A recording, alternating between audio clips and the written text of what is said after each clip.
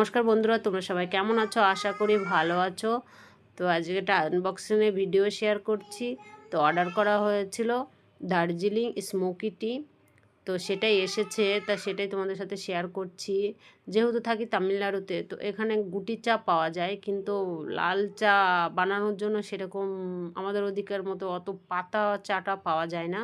তো যেহেতু আমরা লাল চাটাই বেশি খাই, আর মাঝে মধ্যে যদি দুধ চা খাই, তো এখানে যেগুলো পাওয়া যায়, তো আমাদের ওদিকেও ওইগুলোই পাওয়া যায়, কিন্তু এখানে লোকাল পাওয়া যায় যেগুলো উটিট চা। তো এখানে চা অনেক জায়গাতেই হিল স্টেশন আছে প্রচুর, তো চা তো হয়ই, কফিটা প্রচুর পরিমাণে হয়।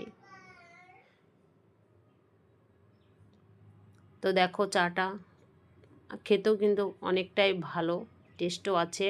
এটা অরিজিনাল দার্জিলিং এর চা। তো কেমন হলো জানাবে।